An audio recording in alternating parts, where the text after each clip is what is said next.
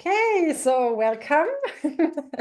And I'm super excited. I have a special guest today in my podcast show, Soul Creation. And this guest is Marte Siebenhar, who lives in Miami, right, in Florida.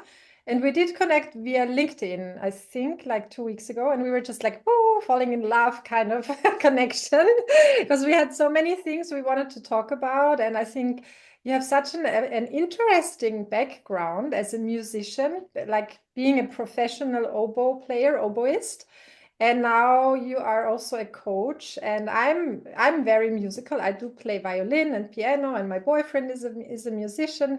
I have many musician friends in my circle. And that's why I thought I'm gonna invite you to a show and to a talk, and you can share about you and also the connection between music and coaching, energy work, coaching and music. I think that's super interesting. So thank you so much for being my guest, Marte. And maybe you can just introduce yourself a little bit. Who are you? And also, like, how did you actually pivot from being a professional musician into now being a coach and helping also business owners with their mindset and their energy? How did that actually happen? I'm interested in hearing it again. Wonderful. Well, thank you, Lisa, for having me. I'm really grateful to be here. And it's always lovely to have people jump off of the digital world into real world. So even though we're also Yeah. digital here because we're on different sides of the planet, it's really wonderful to connect. And I think there's just something really special about sharing energy and connecting. So thank you for having me. So yeah, I was always the kind of kid who was interested in creativity and esoteric things, mysticism, magic, that type of thing. Mm. And I ended up finding my footing in a way that my parents would really encourage me, not only reading and studying, but also in the arts. So I was always having a paintbrush in my hand or a musical instrument in my hand. And I loved most of all that when you create arts with people, something really special happens. Mm. So I had my eyes set on becoming a professional orchestra musician, and I went to music school in New York City to study oboe, and I am so thrilled for everything I learned there, which, my parents are teachers and they were a little like, okay, do this thing, but also use your brain. And Oh. being surrounded by some of the most amazing arts and culture in New York City, it felt like the world was my classroom. I could walk Mm. outside and not only have that at my fingertips in school, but also going to the Met Museum and Wow. just really enjoying being in those spaces. But when I was in college, I got into energy work and I was not expecting to. But the very first time I meditated, which I didn't know what that was, I had been doing spiritual study and I was interested. I was kind of the person always in the esoteric part of the bookstore Mhm. if left to my own devices. But I didn't really have any formal training and I felt kind of alone. So my friend said, come learn to meditate. It'll be fun. So we ended up going to a ballroom at a hotel in New Jersey, and it was a darshan, which means meet the teacher. I Yeah. didn't know what that was. So the very first time I meditated, I met who ended up being my spiritual teacher. And I had no idea what was happening at the time, but some of the things that really stuck with me were things like you are not your body, you're not your emotions, you're the soul. And that really spoke to me, even though that felt like a little bit out of nowhere, right? So, but I felt energy move, and then I got into energy healing, and I was really, really into it. And as I was going through school, I realized that part of why I love being in an orchestra is you make something together you can't make by yourself, and Yeah. you move a lot of energy. Mm. And there's something like really connective about that. If you have ever been in an ensemble making music with other people, wow. I mean, it can be stressful, it can be freeing, it can be amazing. And where that ended up going is I wasn't sure that that would get me a job. Mm. So I got my master's in orchestral performance at Manhattan School of Music, super grateful. And halfway through that, I had an opportunity to sub with what I consider to be my top orchestra, the top orchestra in New York City. Wow. And I felt so excited. I was just a sub. I was just kind of there for, 2 or 3 concert cycles. And I had a fantastic experience, but what I mainly realized was these people are not just good at playing, they're amazing at listening. Oh, yeah. And as when you are in space when you have all of the sound around you. And it really is like an energetic experience. And that was so beautiful to be it felt like a Rolls Royce. Like everything is so Wow. beautifully responsive and there are Yeah. things non-verbally happening and people really being in the energy together. It was just magic.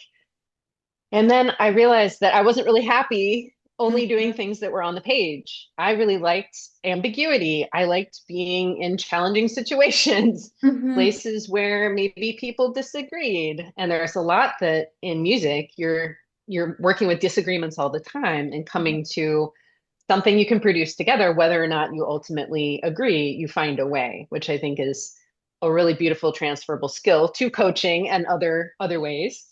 But really being there witnessing to something that doesn't exist, existing, and then not existing again. Yeah. So music is very ephemeral, it's very short term, but the way it makes you feel is something you remember long after that. Wow, that's So beautiful. That's a really, yeah, that's wonderful. I love to listen to you. Yeah, it makes total sense. Yeah, yeah. Thank you. Okay. yeah. Yeah. So what happened after that was I really kind of lost my interest in professional music making. I really wanted to know that my work had impact, and I realized I was so stressed out. I was worrying all the time about how I sounded, and I just had a lot of negative self-talk, like really, really, really, really negative. And there's something about that where I just felt insecure most of the time, and I didn't even know if it was worth it because I couldn't even see the people who were out in the audience, and I couldn't make that connection with them. So for Yeah. me, that was the real disconnect. It's a beautiful, energetic thing, but in the end, I really wanted to connect with my heart and use words to do it, not just Mhm. have an instrument in my hands, which is lovely. But yeah, I sought to really deeply connect. So I took a professional turn to Mhm. arts education, and I met so many wonderful, amazing people there. And I did professional consulting and Ah, training people on yeah. how to run healthy arts businesses for many years. And then I was invited at one point to do a thing called coaching, and I said, I don't know what does this mean? Like, Mhm. growing up, I had done ice skating. I had an ice skating coach. I kind of knew what that was in the sports sense, but they're like, yeah, we want you to work with young leaders and help them learn how to run a healthy business. I was like, oh, I know how to do this. But it had never occurred to me to do that one-on-one. And in my own leadership journey, I feel like I always wanted one, but I didn't know it was a thing until I was asked. So I feel like I missed out in some ways there, but I'm really grateful that this concept dropped into my lap, and it's really been transformational during the pandemic. Oh, yeah. So many people in the arts were feeling disconnected Mhm. and lost and creatively interested in doing something, but kind of paralyzed. So I started really doing a lot of coaching then and just holding space for people and love for Yeah. all of their possibilities, all of the pain, all of the challenges. It's really a sacred thing. So I started to look at coaching as spiritual. And then eventually I came to realize that I could pair energy work and coaching, and Mhm. maybe other things could be possible from there. So in 2023, I changed my name to the Business Healer, and my business, which started in 2019, became very much about supporting people, including using energy as a tool for success. And many of Mhm. us feel things. We know when we walk in a room if somebody's been talking about us. And we also know if we feel really good when we think about a person, there's some sort of energetic thing Oh, yeah. happening. But we're not taught in business school to think about energy as something that we can work with in business. Mhm. So I switched my name. All my coaching clients decided to stick with me and try Mhm. this new format, and they started having breakthroughs even faster. So Mhm. I'm really grateful, and I have Aquarius rising. We talked about this, so Yeah, yeah. you know, Me too. adding energy. Oh, yeah, right, exactly. Yeah, yeah, yeah. So it's a little unconventional to think about Yeah. pairing these things, but it started to be the thing. And people are like, oh yeah, this is what you've been doing anyway. But now Anyhow, I yeah. really Yeah, you name now it. you're moving your hands and doing things and I can see it. Yeah. So, and I just love this. And I feel like there is so much improvisation in coaching, like music. Oh yeah. You really are responding in real time to emotional energy, physical energy, and then mental energy. A lot of the people that I coach are amazing thinkers. And Mm. sometimes when I ask them what's happening in their bodies, they're like, oh, let me think about it. It's like, okay. Hmm. Yeah, I get it. Yeah. So Yeah. yeah, but that brings us back to Oh. coaching, and the energy work that I do is called pranic healing. Mhm. And the teacher that I met when I was 18 years old is his name is Grandmaster Cho Kok Sui. Oh I'm yeah, really no, grateful. yeah. Chopak, yeah. Yeah, I'm really grateful. His teachings have changed my life, and Yeah. through this platform, it's helped a lot of other people It's too. flowing So through you now. Yeah, that's the thing with the teachers. I was curious who he, so that's your main spiritual teacher, right? yes. It's, yeah, I know pranic healing. I like it a lot. Yeah, yeah, that's wonderful. And it's fascinating how, as a sensitive, as a high empath, high sensitive person, like how we can sense energy more specifically and more like really also being able to name it and just, put a finger on it. And like, I told you my story and my audience, of course, knows it that I'm an intuitive. And it's funny because when you talk, I actually do feel the lineage, the master lineage coming Hmm. through.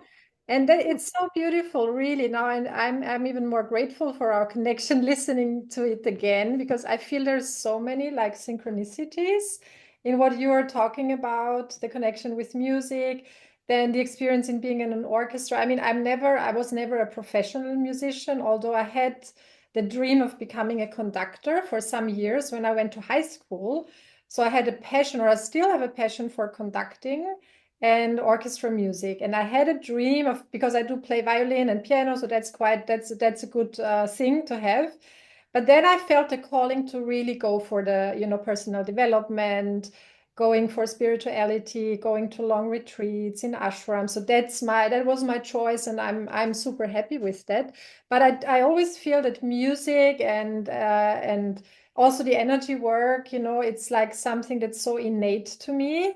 And I feel, for example, when I'm leading groups with the constellation method, it's a very multidimensional thing, and you have to be so aware and high vigilant and reading the room, reading the energy, reading the body language, being very like just seeing every little detail of a facial expression, a body expression. And that's sometimes I feel it's a way of conducting energy in the group or in the room.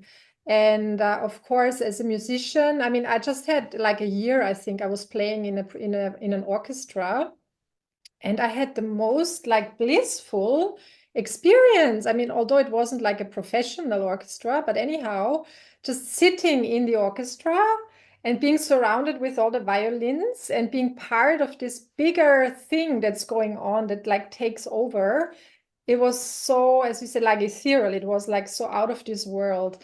And I think it's a very nice metaphor, to what we're doing as coaches, especially as energy coaches, because it's really like being a vehicle for higher wisdom, higher frequencies, higher consciousness. And also in the business, that's what I'm also doing now. I'm a business coach, business mentor, but with a strong spiritual and energetic approach, because I think the energy is like, it's our currency. We like this is our, especially as a service provider, as a coach or healer, our own energy, our mindset is our currency. So if my energy isn't aligned, if I'm not, I can't work basically. So so first of all, I have to be really, really careful with my own energy to be able to serve others. And I think it has to do with self-love, with self-worth, with awareness, and also with knowing the right tools, of course. Yeah. So as you said, like prana healing is wonderful. I always love to get the prana healing. I have someone in Vienna. I have to go back to her. I haven't been there for a long time, but I always went there. I was like, oh yes, I'm getting like energy showers. I love that. And I'm doing quantum healing, which is really similar. Also, like on the distance, I love how it works on the distance. Like there is no Yeah. time, no space really. It's just like boom, it's like instant.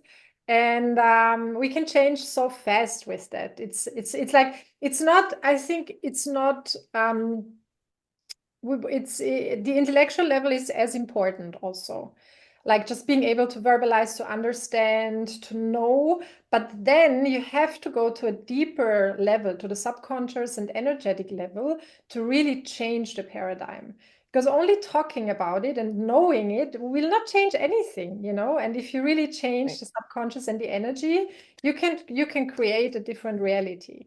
And I love how science and metaphysics now really come more and more together. I think it's a process that is going to take time still, but I do think we're much further ahead than like a few years ago or a few decades ago, where the science gives space to the metaphysics and the metaphysics gives space to the science. And it's just coming together and working together. And also in the business field, so many leaders, they have to include all of that in, like it's just kind of a self-help toolbox. That's how I like to use it and teach it to my Yeah. clients, don't you think? Yeah.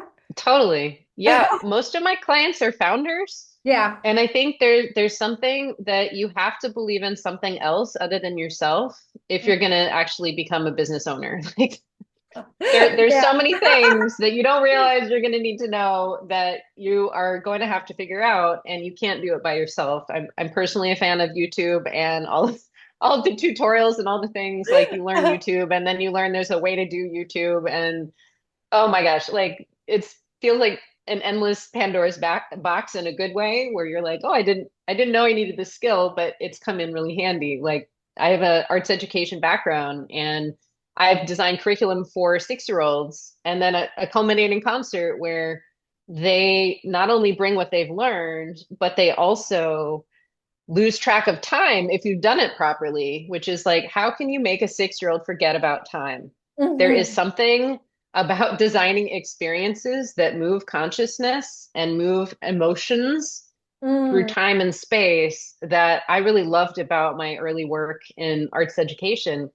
If something's happening in the classroom and you're teaching kids music, if they're not getting it, it's not them, it's you. So you have to be really adaptable, really flexible. You say yes. It's almost like improv in that way.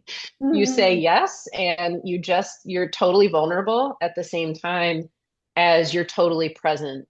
And I Mhm. think there's something that happens when you're in that space that feels very much like music and Mhm. very much like coaching. And one of the things that I used to do that I loved is strategic planning. Now, strategic planning may not be everybody's like, whoa, that's the thing for me. But here's the thing, it's a tense time when most people are going through periods of uncertainty and they're looking for answers. And there's always discomfort on the way. And I didn't even have the words personal development, but that's been me my whole life. Not that I think I'm inadequate in any way, but I just wanted to know myself more. I remember as a kid, like looking at myself in the mirror, and my mom would walk by and she'd be like, don't get vain, like don't be so entranced with yourself. But I remember distinctly thinking, like, wow, I have a body. Like, Yeah. wow, this soul has a body, and I've got eyes and I've got Yeah. hands. It's like, wow, what a gift, what a gift to be alive. So yeah, there is something about this desire to connect and this desire to do better business. But I Mhm. think it's also business is a spiritual endeavor. And Yeah. I've been in really small businesses and really, really giant businesses. And I feel like the ones that are startups to me are my favorites because there's so much energy and there's a total reinvention all the time, which means you have to be leaning into discomfort a lot, Yeah. ambiguity a lot. And that is a beautiful thing, but it's not for everybody, right? It's not for everybody, but there's a sense of energy. And I think people now who are starting companies are aware that the Reiki or the massage or whatever they get to fill their cup and make sure that they have, enough energy to do their work. Like you were saying, you have to fill up your cup. Yeah. they're realizing like healing can be a tool to help them maximize their energy so they're not leaking. Mhm. They're aware of how to channel not just their own frequency, but this consciousness of a business. We literally call it an entity, a business Yeah. entity, Mhm. right? Entities have their own consciousness. So when we're working with business, whether we're aware of it or not, there's energy we're Yeah, working with. exactly. So Yeah. I think it's just good to bring it out into the open and recognize probably what we're all going for, that sense of connection, that sense of purpose, that sense of impact. For me, like that's the business appropriate version of oneness. Yeah, yeah, yeah. That's great. Thank you. Yeah, yeah. That makes total sense.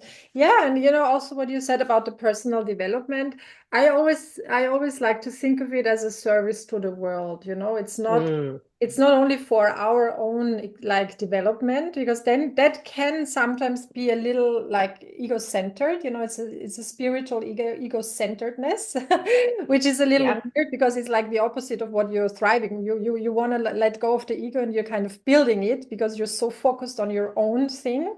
But I do yeah, think that the more you really know yourself and integrate, the more you can also receive of what's going on and be it's almost like I have a really good teacher. His name is Thomas Hübel. Maybe you have to check him out. He's teaching internationally in English, and okay, he's working a lot with collective trauma patterns and really on the forefront of creating healing spaces, big healing communal spaces where people can digest, the things, the crises that are happening. And he always says, like, the more, I think it's like the more you know yourself, the more you can be a host to the world. Because mm, otherwise, if you're not integrated, if you're still functioning in your trauma like patterns, you're either in hyperactivation, you're super in the stress mode, you can't sleep, you're anxious all the time, or you're completely numbing down, you're numb, you're not feeling anything, or you're in your head. And you're like, okay, this is not my business. But actually, it is like everything is our business because it's one, right? Everything is connected. And I think that's what waking up means. Like a spiritual awakening is becoming whole and recognizing that we are interconnected. And that's why I think my own healing journey, my own like self-development, personal development journey, and of course, helping others on their path really is a service to the world. And that's how I see it. That's what my calling is. Because sometimes I'm like, okay, I'm doing this since 15 years. Like, whew, it's not an easy job, like people always think, well, she's so like lucky. She's just so lucky because she's so talented or whatever. And I'm like, no, no, no. I mean, the talent is one thing. It's like as a musician, right? You have to have a talent, but then you yeah, have to work hard. That's the yeah, discipline. And that's what sometimes is missing for a lot of startups, they just yeah, want to learn, they just want to have the gifts, the success is the gift, but you have to also like really put your whole self in it and then put your whole self, how you say, like in the table or on the table, right? on the table. On the Yeah, table, yeah, and I think like the calling, right? The purpose, really feeling the calling first, also in a bigger organization, knowing like what's the deeper purpose and just being clear with that and expressing it and then integrating it to all the levels of the organization. When you look at an organization and when you look at an individual, you have the internal organization, you have your various parts, and if you have an inner conflict, you're going to lose energy. And the more integrated you become, the more whole you become, the more resource you also have, because it's like a natural alignment. You can also look at it as if you look at the body, like I like cranio, for example, craniosacral work, body work. yeah, So if you're like if it's aligned, the energy flows through the body and you're just rejuvenated. It's like a natural rejuvenation that's happening all the time when right, you're plugged into the source, right? right, And it's a natural self-healing process. right. And I think that's the beauty of it, that there is so much like abundance and like help, that we are actually able, we can receive, but we have to first be open to receive it.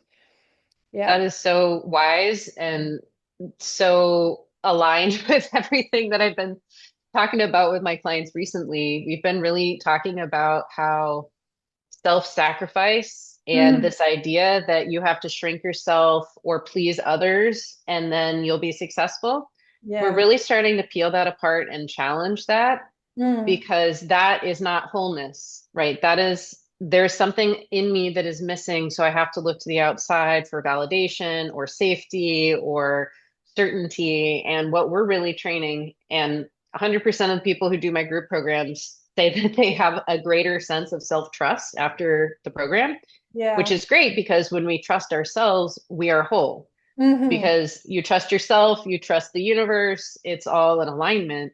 But that for many of us is counterintuitive to the way we were taught it works, right? Especially in business where you hustle, you grind, and that's it.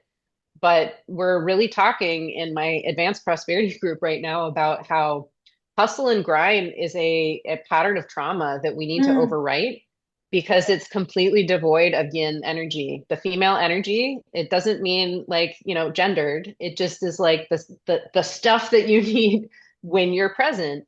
That is what happens when you are in trusting. That is Hmm. surrender. Like Yeah. all of these are Exactly. business tools, Yeah. but we other them by making them less than logic. But logic will get you into a lot of places you don't want to be. Hmm. So there is a place where we're trying to rewrite the operating system to trusting other kinds of intuition, other kinds of information.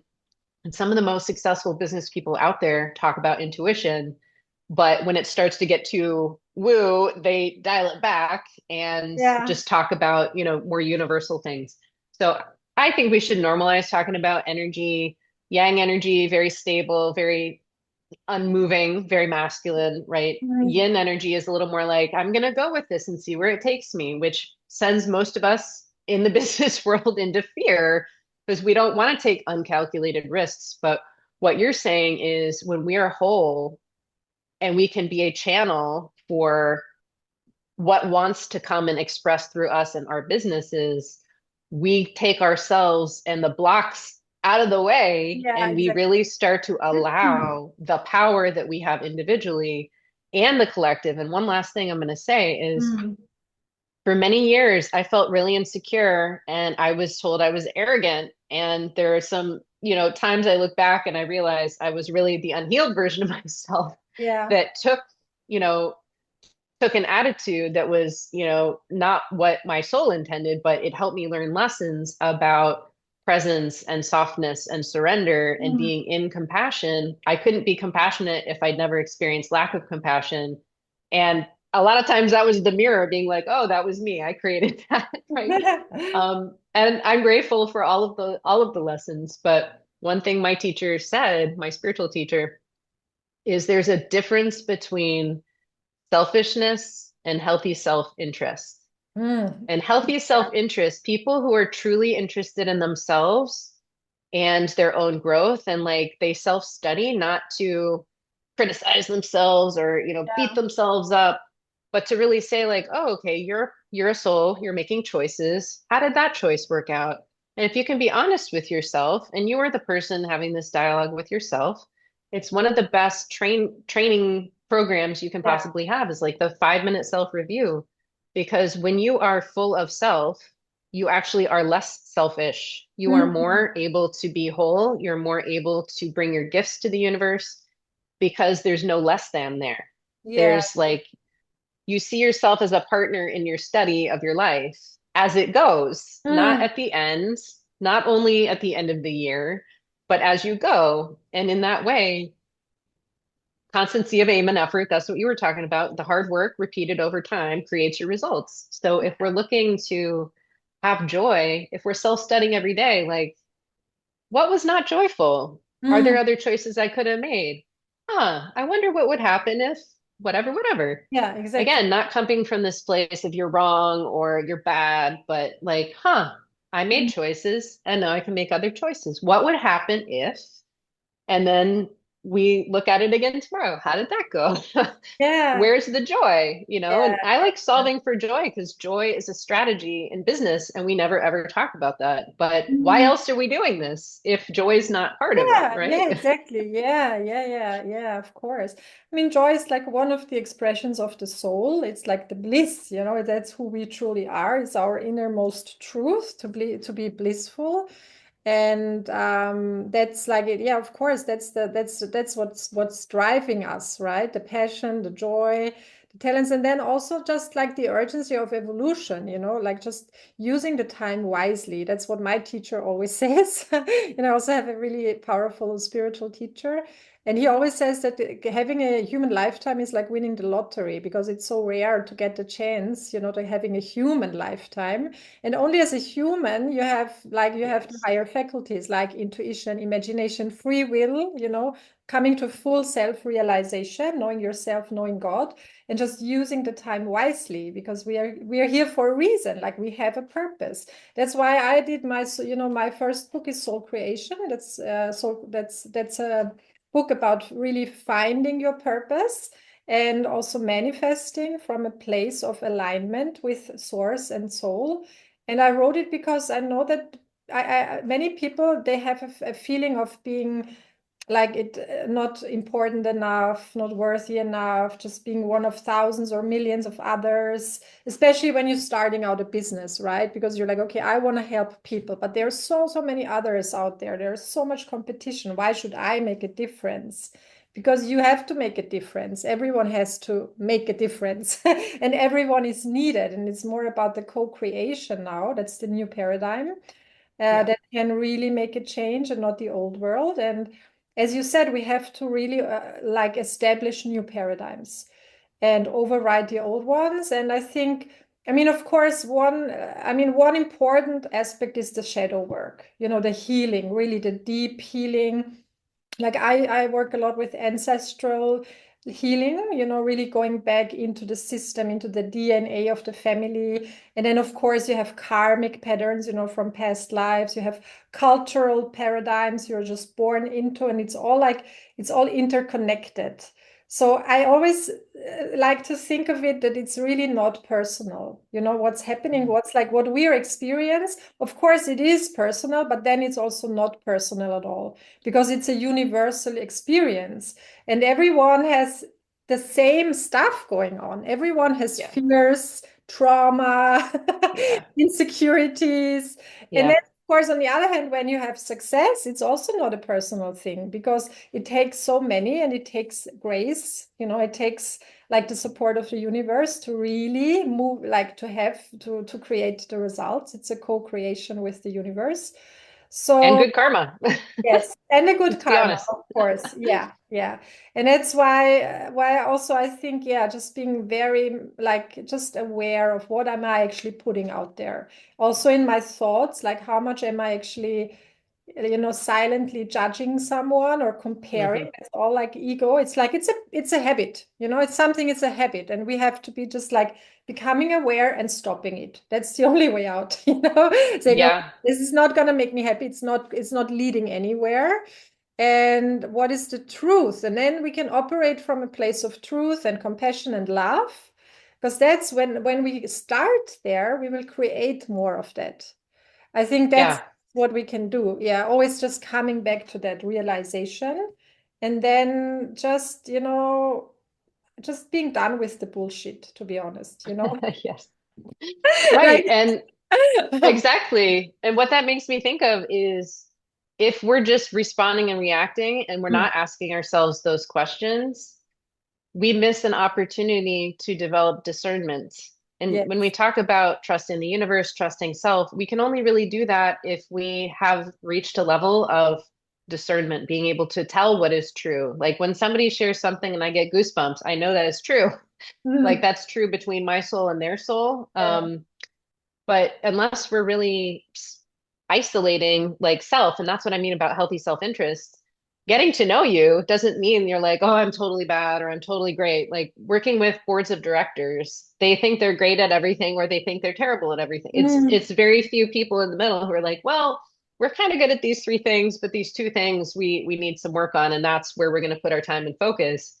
And because, groups of people, just by being on the same letterhead does not mean that they are actually a group that is bonded, that is a community, that is a place of safety and connection. Yeah. So one of the things that I've been talking about lately is those new paradigms you were talking about.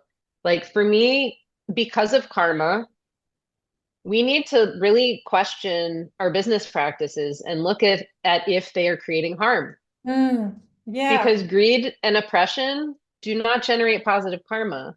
And Yeah. one of the things that I'm starting to do with my business owners is really teach them how to generate positive karma Mm. through operationalized generosity. Wow, The that's opposite of let's make you overwork, let's make you, feel like you owe everything to the company and you don't have energy for yourself. Like we have to stop squeezing people hmm because when we do that, everybody's made of energy. So if we try to squeeze everything and more out of our people, they burn out, they get hmm hostile, Yes. they feel traumatized, they don't want to be there anymore, they create problems, they all of the culture issues in that I see in business are everybody's collective unhealed parts Yeah. showing up at work, bumping into one another. And then when we get triggered by coworkers, we get triggered by bosses, or we get triggered by direct reports, it's kind of hmm like, well, what are we doing? And what inside us learn to Yeah. operate that way? Yeah. So I think we need to really start looking at generosity as a business practice, hmm generosity toward the people who work there, generosity toward our communities, not just because it looks good on paper or we're legally obligated to do it, but this is the idea of giving back. And there are many ways that you can give back in addition to money. And I know I practice generosity operationalized in my business and Yeah. also my personal life. And since I started doing that regularly, this is a principle of prosperity. It If you is. want Yeah, people to be exactly. generous, Yes. you got to be generous. So I practice what I preach. And, Totally. during the pandemic, when my business could have exploded and the company I left, most of the people got furloughed. My business doubled. So this works. I'm a living example of it. Mhm. And there's nothing that we've ever tested. Well, maybe the Patagonia guy, there are some examples, but we need to look at the paradigm of why do we believe we need to oppress and harm people in order to get ahead? What Yeah. if we all were generous and recognized everybody has superpowers? And when we come together and connect, we actually do more Yeah. than what we can do Mhm. individually. So those Yeah. are the new paradigms I'd like to see shift. Yeah, yeah, thank you. Yeah, that makes total sense. Absolutely. Yeah, also, like, of course, that's the law, it's the law of abundance. There is this beautiful book that I think it's called The Science of Getting Rich. And it's like the principles of how to get rich. And one of them is just leave every person you meet with a sense of service, just really serve people and just do it wholeheartedly without expecting anything back. And over delivery, I think that's super important for business, because also I like to do it because it makes me feel good. I feel great Yeah. when I just help Yeah. someone without expectation. And that's Right. the energy I put out. And then, of course, you're going to receive it back because you're operating from abundance. It's almost like an affirmation you're putting out into the universe. This is like, this is Yeah. who I am. I'm so abundant that I can give it generously. This is who Right. I am. And the energy, the frequency is going to attract the same. It's like the law. It's just a law. In the end, it's just using the laws. Yeah. That's one. Right. And then, of course, in the organizations, that's also super interesting to look at it as a collective consciousness, and just changing the paradigms of the organization. Also, just being more inclusive and really welcoming diversity. And I think that's probably one of the most important things right now, like, which makes many of us so sad, because it's like kind of going into the opposite direction. But I also see that there is a strong movement of people that are really standing up for their values, and of just, acceptance and inclusiveness, and not excluding people. That's really important. That reminds me, I've been thinking a lot about community, actually, our conversation and how we got into spiritual life and the ways that those were contrasting for me. Hmm. And I was really reflecting, and I realized after our conversation, I had a lot of grief that I've been doing this alone. Like I Oh, haven't yeah. had until my teacher, who's not in his body anymore. I get a lot of information and guidance from him. Mhm. But early on, I didn't really trust that that was a thing. And also, the friends that I had here and there around spiritual work, I was really hesitant to like lean in and make that my community. So it's like Yeah. I've been resisting community for a long time, but I've created a lot of community too. And there's something there where it feels so much easier to do this in community. And when we really think about like as above, so below, we're all one on some quantum level, Mhm. then this idea that there's an other is really foreign when you really start thinking about consciousness, because everybody has consciousness. They say even quantum particles, when they're observed, behave differently. So if there's consciousness in subatomic particles, there's consciousness in the whole, like you said, sacred human body. Like what are the chances we would be here? This is like a diamond that each one of us has, right? Yeah. So being in community is really something I've been thinking about, because when we are truly in community, if we use, almost like some of my clients use organizing models, which in the United States is like you start with your community and you build from there. Yeah. I realized that like most of the organizations and companies I've worked with, except for the small ones, the founder driven ones, have looked to the institutional model.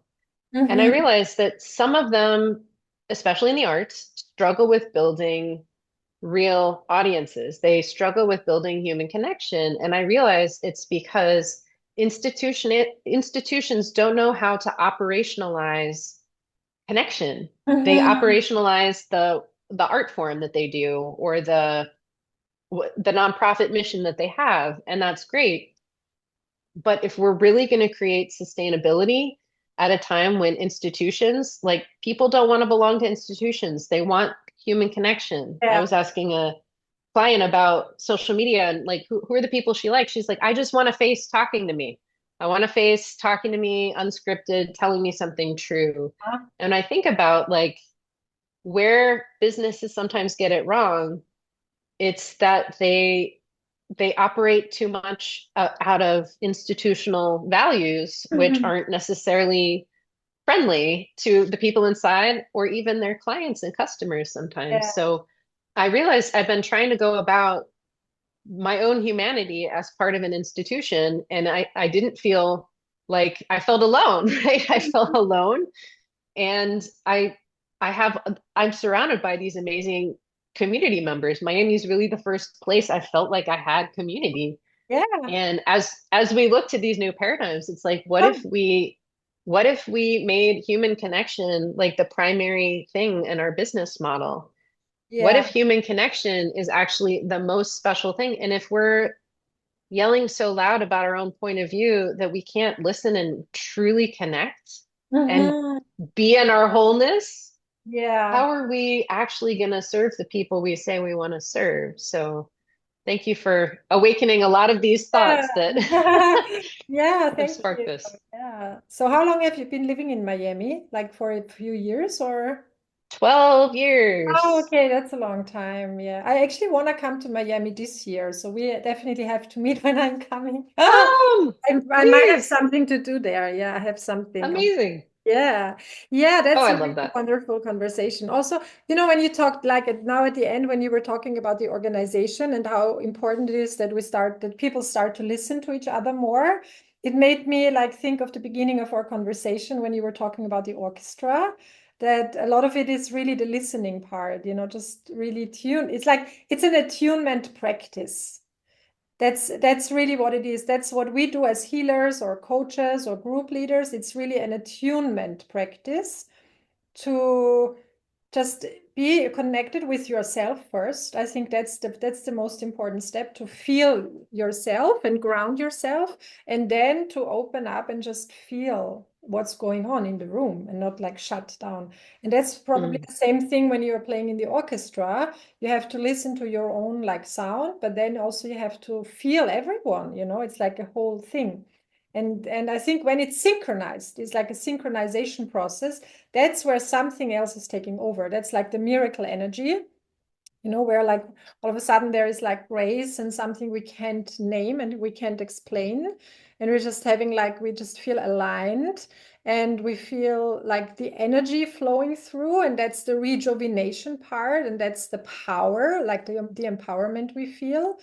And maybe like, because we have to come to an end, I know we could talk for like a lot, like many more hours, but like, I think a really important question is like, what is a practical, like some practical advices to raising your energy and maintaining your energy? I think like having routines or mini routines and just also checking in with yourself because we're also different, right? Some people are very like grounded kapha person. We are more like a vata, I'm like whoo. Just so I have to actively ground myself. Otherwise, I'm not. I'm just like Yeah. somewhere.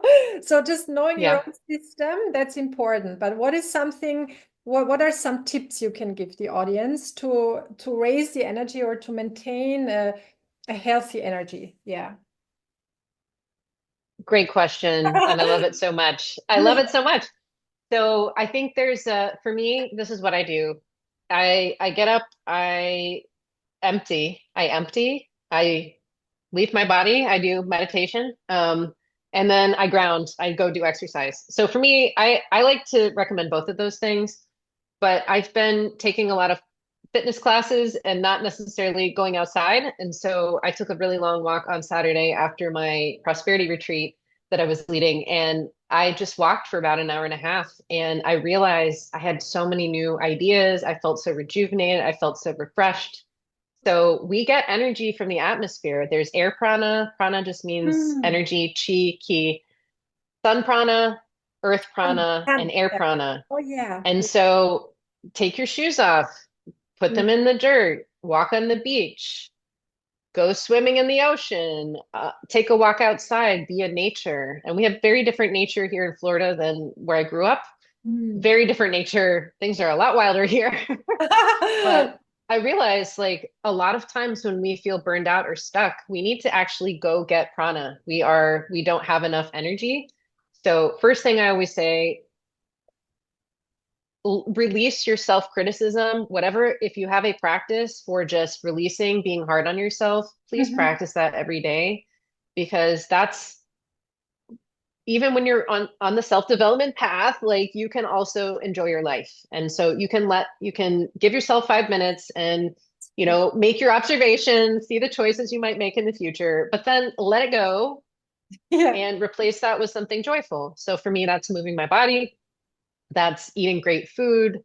Just nourish yourself. And I think as our world possibly maybe even gets a little more weird and chaotic, what do you have when the world outside you is beyond your control? You learn that you are within your control. So do what feels good, but practice self-forgiveness.